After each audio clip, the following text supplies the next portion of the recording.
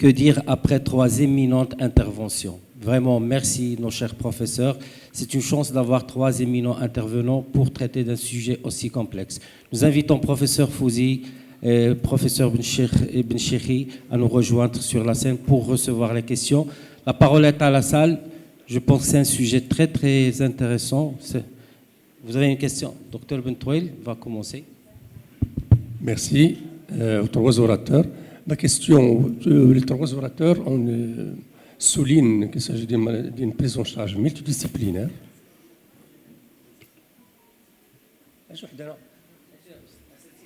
تفضلوا هنا. Sinon, on va rester ici. Ah, vous préférez rester pas? Quel problème. Donc, comme j'ai dit, bon, les 3 orateurs ont bien souligné qu'il s'agit d'une prise en charge multidisciplinaire.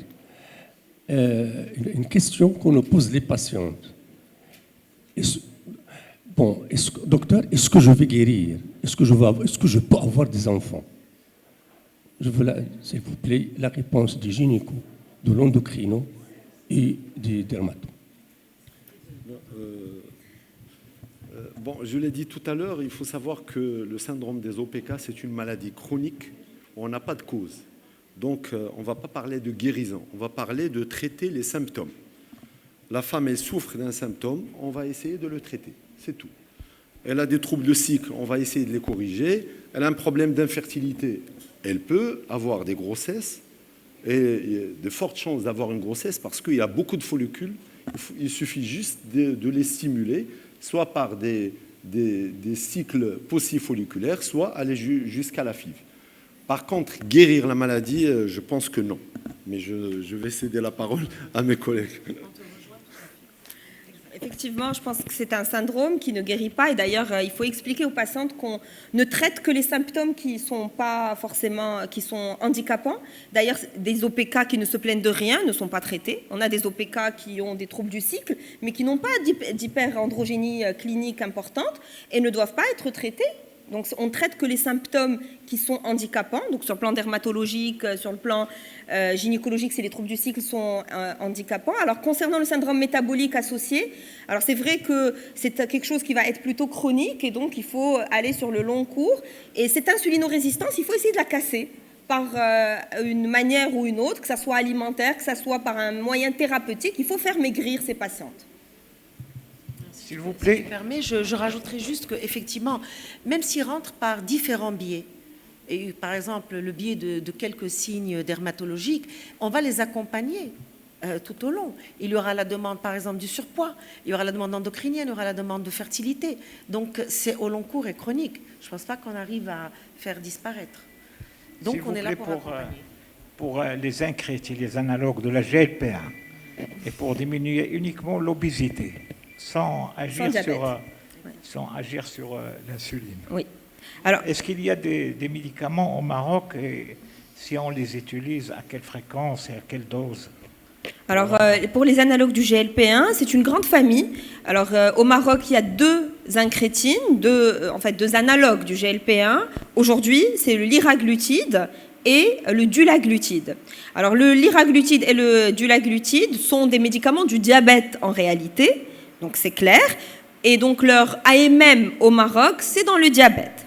Maintenant, la même molécule, le liraglutide, mais dosée à 3 mg, c'est le liraglutide 3 mg, c'est le Saxenda que vous allez entendre parler, ou là, carrément, le sémaglutide par voie injectable une fois par semaine, l'Ozempic, c'est des médicaments qui vont être utilisés pour le surpoids et l'obésité. Mais sachez juste que l'indication, la règle générale, c'est que l'indication des analogues du GLP-1 dans le surpoids ou l'obésité, ce n'est pas une déviation du traitement du diabète, c'est une vraie prise en charge du surpoids et de l'obésité, mais avec des indications particulières.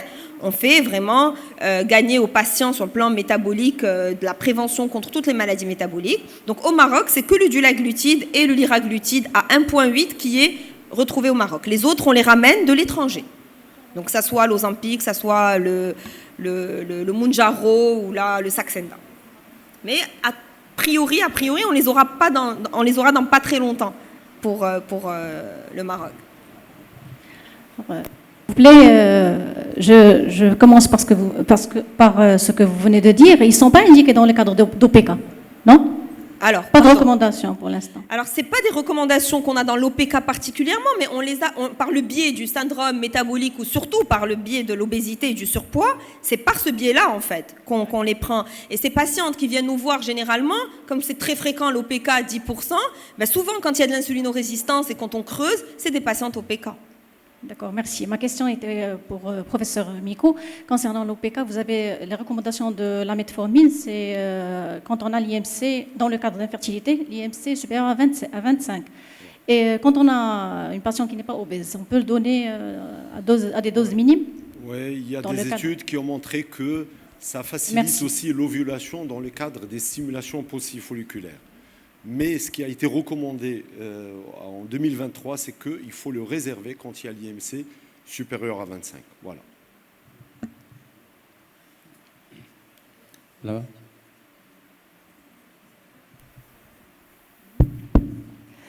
Merci, cher professeur, professeur Micou. Merci, notre cher ami, docteur Kenza Ben Omar et professeur Ben Chiri. C'était vraiment très, très intéressant. Ma question est pour notre cher professeur Micou. S'il vous plaît, le meilleur protocole concernant la jeune fille en cas d'OPK pour la pilule, est-ce qu'on choisit la 3e génération, la pilule combinée? Alors, oui, une très bonne question. Une jeune adolescente chez qui vous avez fait un diagnostic de syndrome des ovaires micropolykystiques. Je pense que d'abord c'est très fréquent à cet âge.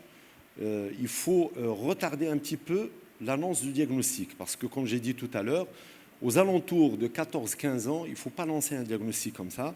C'est vrai qu'elle est un peu potelée, il y a un trouble de cycle, l'échographie, les recommandations ne sont pas claires. Ils ont dit que voilà, il ne faut pas se baser sur l'échographie pour poser un diagnostic. Surtout, on va faire une échographie suspubienne. Il y a un aspect multifolliculaire qui fait erreur diagnostique par rapport aux OPK. Donc, voilà. Faire un diagnostic à cet âge, c'est un peu limite.